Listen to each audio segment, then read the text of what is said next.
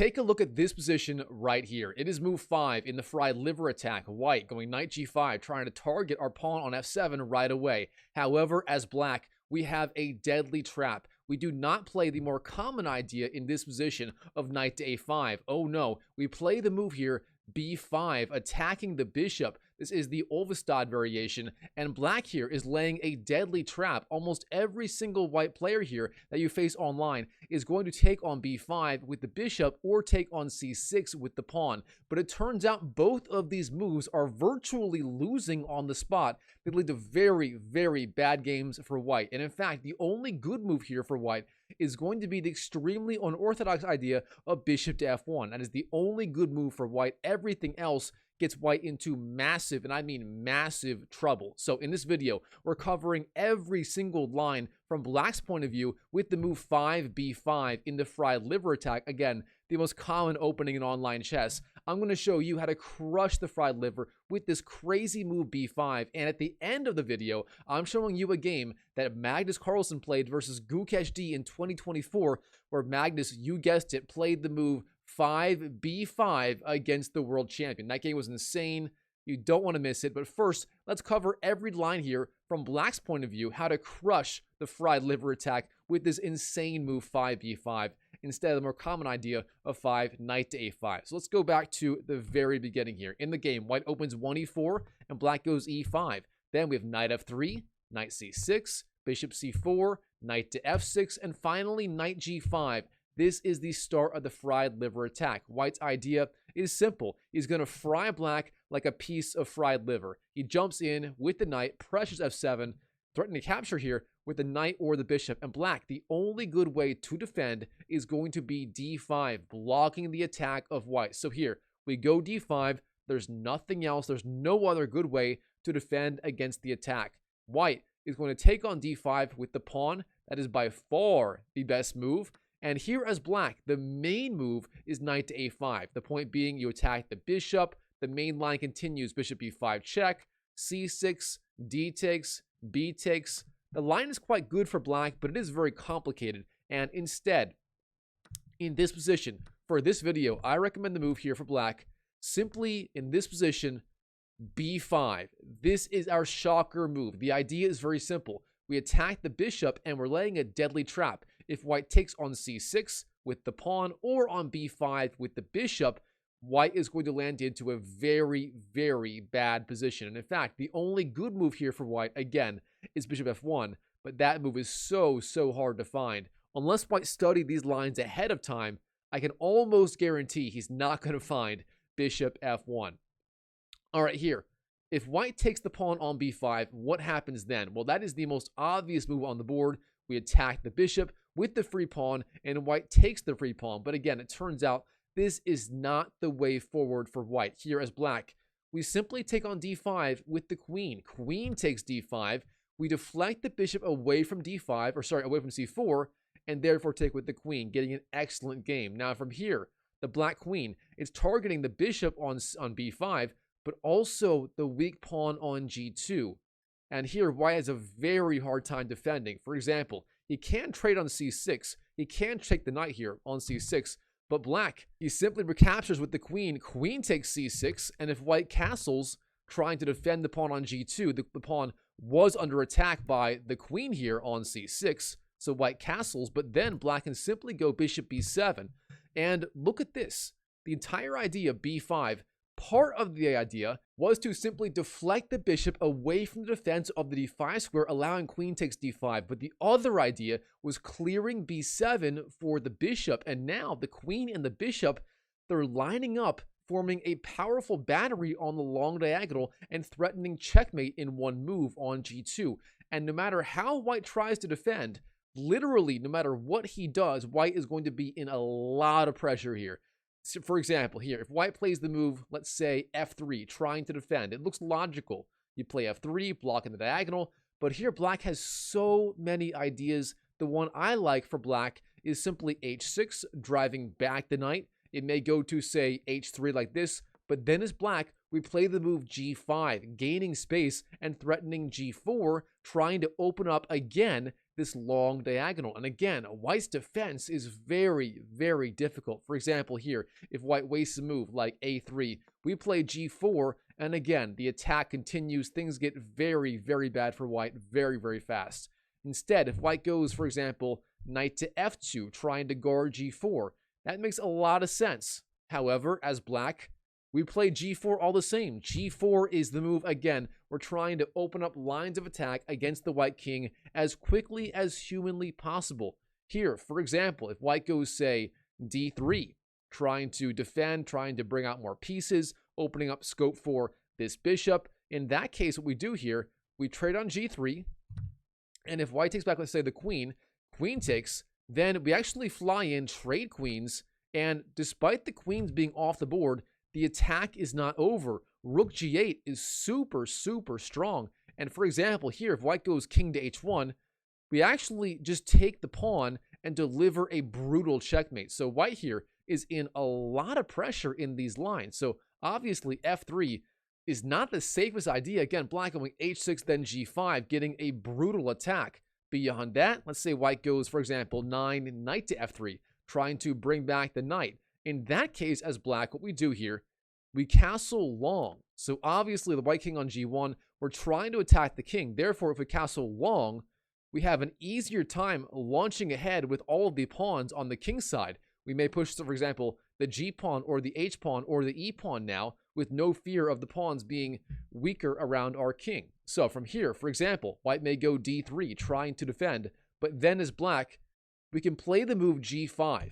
And this looks totally insane. The pawn being attacked twice by the knight and the bishop, but it all works out. Obviously here, white, he cannot take on g5 with that knight, as then queen takes g2 would be checkmate on the spot. You can't allow that as white. But what about, say, bishop takes? What happens then? Well, then as black, we ignore the defense of the knight and we simply play the move rook g8, adding even more pressure to the white position. Here, of course, the threat is taking on g5, and if white takes back, then we play the move queen takes g2, again delivering checkmate, and it's not easy to defend. For example, here, if white goes, let's say, knight bd2, trying to reinforce this knight, again, rook takes g5 is the move. The point being, if the knight captures, then queen takes g2 again is checkmate. What about if white, say, trades on f6 here? What happens then? Well, if he does that, the key idea here for black, we simply trade, and now we're threatening bishop takes f3, and if queen takes, and the g-pawn is pinned to the king, and white cannot trade back on f3. So how does white defend? Well, one idea is knight bd2, further reinforcing the knight. Therefore, if black trades, white takes back, and white's doing okay. However, as black, we have the brutal, and I mean brutal idea of bishop to h6, lining up the threat on the defender of the knight. Here, bishop takes d2 is being threatened, and if we take on d2, white's entire position is going to collapse. Now, what can white do here? Well, one idea is white can jump in with his knight to the e4 square, trying to defend, but that move, despite looking okay for white, is also terrible. Black here can simply trade on e4, bishop takes e4, and the pawn on d3 is pinned to the queen. If the pawn takes, white loses the queen and very likely the game shortly after. Now, beyond that, let's say white goes for a move like here, king to h1. Even this will not defend, as black here, we simply go back with the bishop. For example, bishop to, say, b7. And here, let's say white goes for a move like queen to e2, trying to bring in more pieces to defend. Well, in this position, black has a brutal, and I mean brutal, way to finish the game, and this is a good time for a puzzle. So if you like puzzles, pause the video and try to find the absolutely savage idea for black right here, and comment down below if you think you found this move. I'll cover it at the very end of the video after the Magnus versus Gukesh game in the fried liver attack. So all of this, very, very good for black. Instead of, say, knight f3, what if white goes for the move here, 9 queen to f3, trying to block the pressure on this diagonal?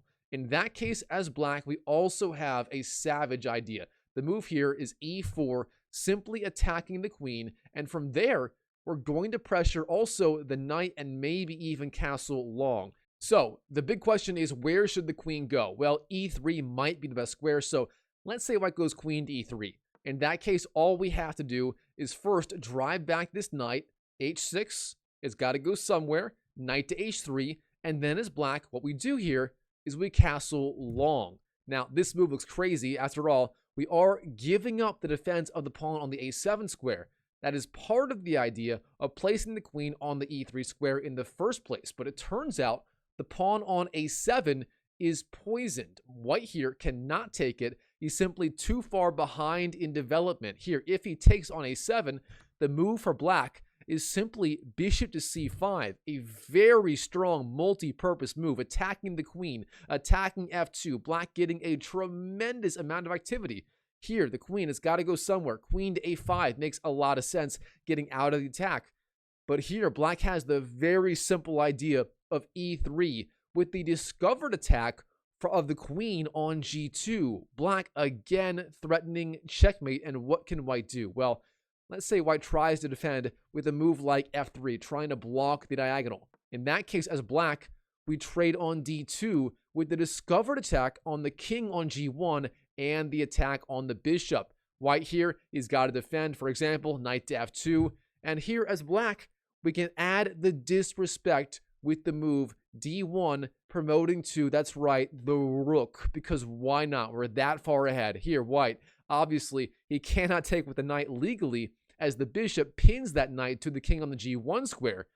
So what else can white do? If he takes the rook, rook takes, we take back, rook takes, again, the knight is pinned, it cannot trade, and white's only idea is queen to e1, and then black delivers the checkmate with the under promotion to the rook. So overall, this whole idea for black here, whether white goes 9, knight to f3, or f3, or queen to f3, black is going to crush white in literally all of these variations. Therefore, all this to show that if white takes on b5 right here, it leads to a nasty, nasty attack by black, and black is going to crush white with bishop takes, queen takes, bishop takes, queen takes, castles, bishop b7, threatening mate, and so on. That whole line for black is just so strong. Now, what if white, instead of that, trades on c6 like this, takes the knight? In that case, as black, all we have to do is capture on c4 like this. And again, black is getting a massive edge despite the somewhat strange looking position. Here, white, he's probably going to castle. At some point as king, it has to castle. It's too vulnerable on e1. Therefore, castling makes a lot of sense. Now, as black, as usual in the fried liver attack, we're trying to go for a fast h6, driving back the very strong white knight on g5. So h6, it works here. h6, knight f3, a logical idea. And then as black, what you can do, you can actually attack the knight again with the move e4, attacking it. And here, white, he doesn't have a lot of easy ideas. For example, if the knight goes to, say, d4, we take it. If it goes to, say, e5, queen d6, or bishop d6, both look super strong for black. Now, the best move here for white is probably rook to e1, attacking the pawn and also pinning it to the king on e8. Now, black can break the pin with the move bishop to e6, also a good move for black. Now, let's say white goes, for example, knight to e5, jumping in, attacking the black position. That is also not a problem. As black, we can go bishop d6, further increasing the pressure, attacking the knight, and also putting some pressure on h2 in certain lines. Now, here, if white goes, say, knight d7, trying to be tricky, trying to attack, trying to deflect this knight away from f6, and therefore weakening e4. In that case, as black, we can ignore the knight entirely and instead play the absolutely ludicrous idea of bishop takes h2, the Greek gift sacrifice. What is the idea? If the king takes, our knight is going to launch out to g4, our queen's going to fly into h4, the Hikaru queen attacking the king, and black is going to get a deadly attack. For example, king takes is met by, you guessed it, knight g4, attacking the king. If the king goes back to, say, g1, then queen to h4 is almost game over on the spot. For example, if white goes d4, trying to counterattack, Then black takes on f2, queen takes, the king slides away, queen h4, the king slides away again, king g1, but then queen h2, king f1, queen h1, king e2, and the last move, queen takes g2, and there's nothing white can do. It is simply checkmate. All this to say, on move 6, if white takes the knight on c6, that is also no good. Black takes back, drives back the knight, and so on, and black is getting a tremendous game here. Now, what else can white do? Well, it turns out on move 6 here, the only good move for white is going to be bishop f1. Now, this move is very counterintuitive. Why would white go back with the bishop when the pawn is hanging? Well, the idea is if black takes on d5 with, say, the queen, the bishop on f1 is not under attack, and white is doing excellent all of a sudden. Therefore, as black, we got to find something else to do. Now here, according to the engine, the best move for black is going to be trading on d5 with the knight. And this is also the move that Magnus Carlsen used in his game versus Gukesh D. More on that in just 1 minute. But I do want to point out, black has an ultra tricky option here. That is the move h6, driving back this knight. Now, here's black. This move is really, really good. If the knight goes back to, say, f3 or h3, then black gets an excellent game. Now, I do want to say, most white players here, they're going to play the intermediate move, knight takes f7. The point being, you're losing this knight anyway, therefore, you give it up for a pawn and then trade on c6 like this. It's a crazy idea, but it does kind of work. But actually, in my opinion, black is going to get a much easier game this way. For example, if the knight captures on f7, knight takes, then we take the knight, and then white can trade on c6. We have d takes. However, the problem with the line for white is black is going to go bishop c5, and just have a look at this position. White, every single piece is on the first rank. Literally. He literally has 0 development. While black, he has the knight out, the bishop out, the e-pawn controlling the center. The rook may go to f8 and the king to g8. The queen may fly out to d4, threatening mate in 1 move. Black has all of these threats, and the computer says white here is better. He's got 2 extra pawns. However, the attack for black is so strong, I would not want to play white here. I would far prefer black despite the material deficit. For example, if white, say, trades on b5 here, bishop takes b5, winning a 3rd pawn, that is not a good idea, as black is going to fly out with his own bishop, bishop g4, attacking the queen on the d1 square. And what can white do? Well, here, white's best idea might be defending with the bishop, bishop e2, but that move also runs into a deadly trap of our own. Here, black can play the brilliant move. And again, if you like puzzles, pause the video and try to find the move right here. I will show you this one. The other puzzle I'll show at the very end of the video. The move for black, bishop takes f2. What a brilliant move. What's the idea? Well, white here, he simply has to capture the bishop. If he doesn't, he's going to be smoked. He has to capture it. So king takes f2 is the move, but then black plays the move knight to e4, hitting the king with the knight. And where is the king going to go? If it goes back to, say, the starting square, e1, a lot of white players will play that move, trying to retreat back to e1. It feels safe, but feeling safe is not always the right way to go. Here, king e1 is a massive mistake, and as black, we can play the move queen to h4, a move you might see in, say, the king's gambit opening. And here, the ideas are similar. If white goes g3, trying to defend, there isn't much else. If white goes to, say, f1, queen f2 is a deadly checkmate. Therefore, g3 might be the only move.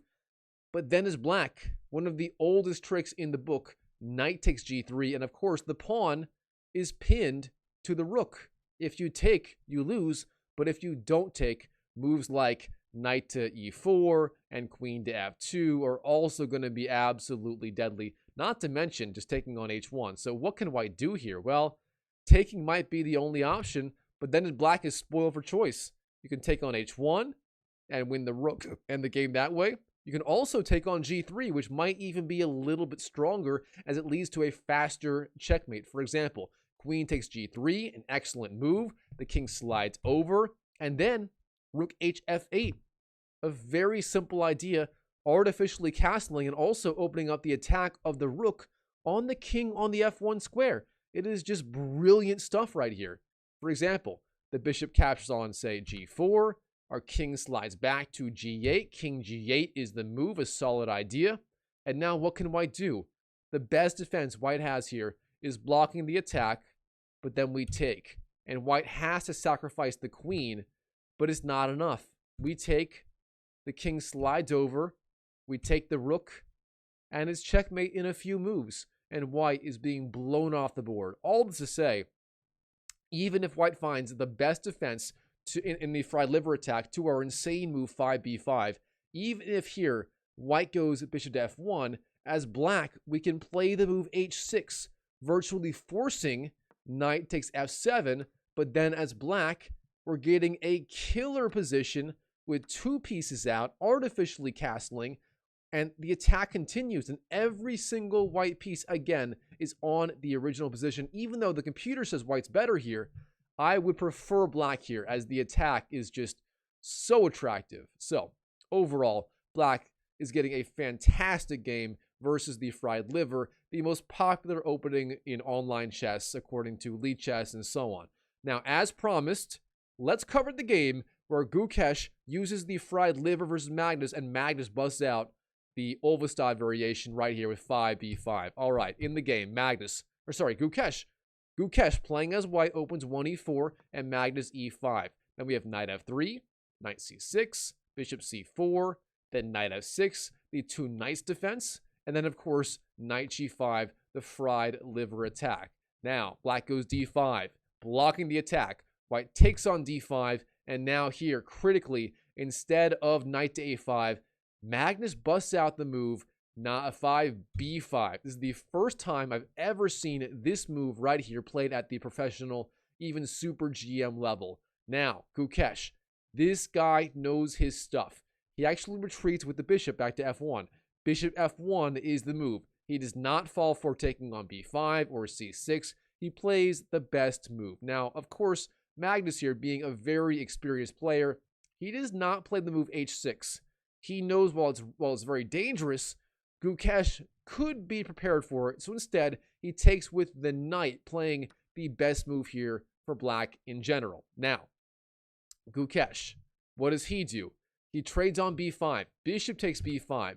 Now, Gukesh, he's going back to f1 and then trading on b5. But the reason for this, it's simple.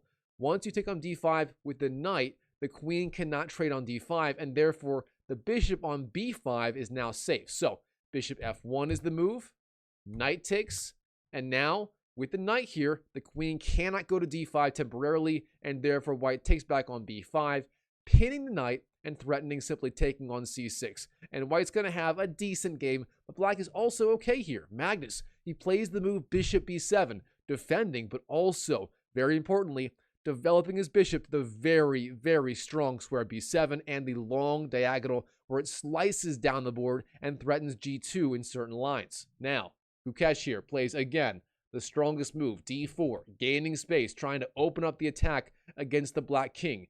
Now here, Magnus, he trades on d4, and Gukesh castles, likely intending a fast rook to e1 check, attacking the black king.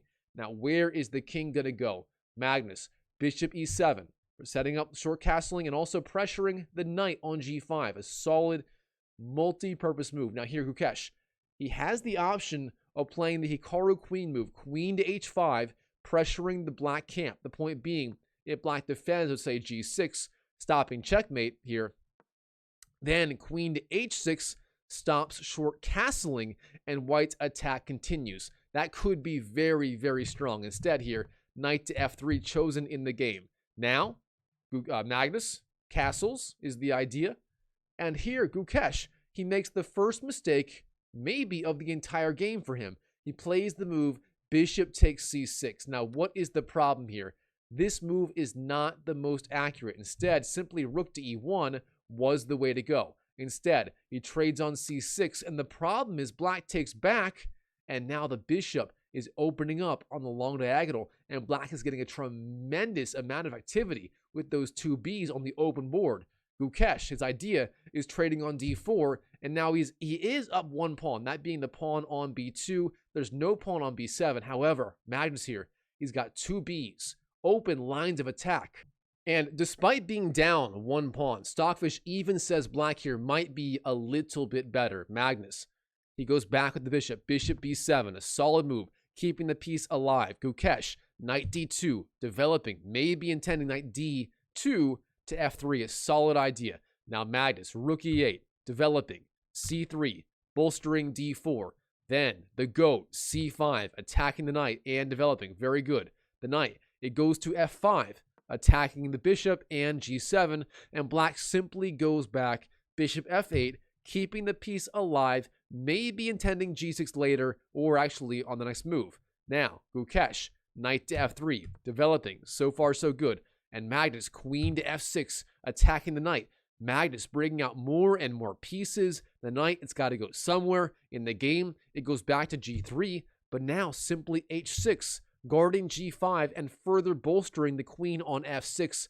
Magnus here, he's going for, say, rook d8, doubling up rooks on the e and d files, pressuring the queen, and everything in the black camp is just developing perfectly and synergizing so well. Gukesh, he sees this. Queen c2 is the move, but rook a d8 happens all the same. Now, rook d1, and then knight b6, offering the rook trade. Magnus here trying to increase the pressure as quickly as he can. The rooks fly off the board, and Gukesh, knight to e1 is the move. What is the point of this move? It looks absurd. The point being black here is threatening to capture on f3 twice, and white has to defend somehow, some way, and knight e1 is the response. But here, rook e8, threatening to capture the free knight on the e1 square, and white is going to have to respond. In the game, bishop e3 is the move. But here, Magnus, he's not slowing down. Knight c4, he jumps in, attacks the bishop. Black, Gukesh, knight f1, dropping back, defending the bishop.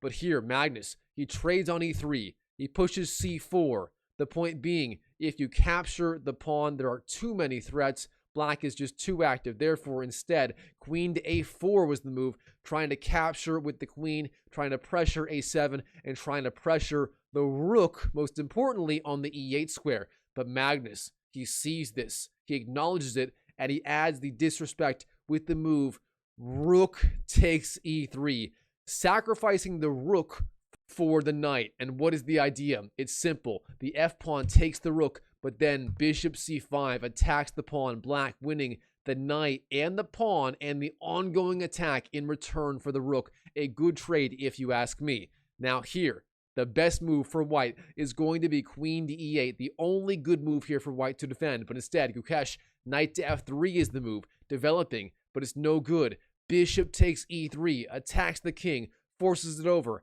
King to f1, the king slides over. Bishop c6, black again attacking the queen and cutting off the queen from having access to the e8 square. Magnus, he misses nothing in this game. Queen d1, the queen slides back. Bishop e4, again attacking more and more things. Now the threat is simply bishop d3, attacking the king again and cutting off the queen on the d file. White here, queen d7, he sees this and tries to be active with the queen right now. But here, king to h7, the king gets off the back rank. There are no back rank mating threats. King to e2, white trying to defend, but bishop b6, the bishop flies back, defends a7, and everything is under control. Rook e1, queen g6, king d1, the weird artificial queenside-ish castling scenario, but black crashes through. Queen takes g2, winning another pawn is the goat. But here, rook takes e4, the bishop is undefended, and now queen takes f3,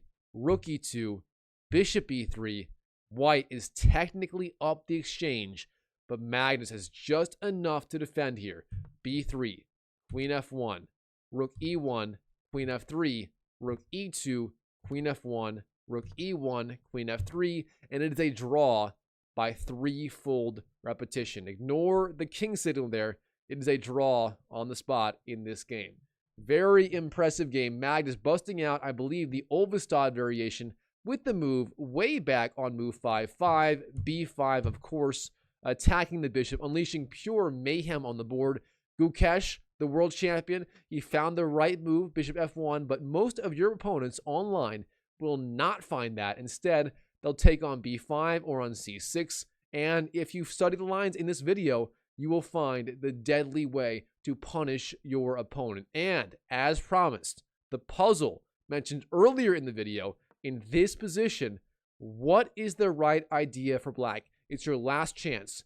The move here for black, rook takes g2. The idea is so simple. You're threatening the knight on f3, and if white takes the rook, rook to g8 forces the king back to say h1 or h3. You capture on f3, the attack continues, and white's king is not long for this world. So, now you know everything there is to know about playing the Ulvestad variation against the fried liver attack, all starting with 5, b5, the brilliant move, the very, very aggressive idea. And if you study these lines in this video, I'm sure you will win so many games versus the fried liver as black. This really is one of the best overall lines versus the fried liver, especially in online chess, especially in blitz and rapid games. And hey, if it's good enough for literally Magnus Carlsen, it's good enough for you too. All right, Chess YouTube, that is all for today. If you enjoyed the video, please show me some love. Comment down below. Let me know what you thought. Did you find the insane rook takes g2 idea covered earlier right here? If you did, I mean, comment down below. Find the winning combination beyond this move right here. Also, smash that like button. And if you enjoyed this video and want to learn directly from me, a 2000 ELO online player, and how to reach 2000 plus ELO in online chess, all you got to do, go to this link right here, school.com/chessmindset. Link is also down below in the description and the pinned comment of this video. And once you join, I will share with you my secrets for reaching 2000 ELO in online chess, as I did. And in fact, I actually went from about 1,100 to over 2,000 in a period of 7 months, from late 2024 to early 2025. I will show you how I did it, my exact thought process, my mental tricks, the openings. I will give you free opening courses, on and on and on. Trust me, it is the best thing you can ever do for your chess improvement journey. So I'll see you there at that link. And as always, I wish you the best of luck in your chess improvement journey in 2025 and beyond. And I'll see you in the next video.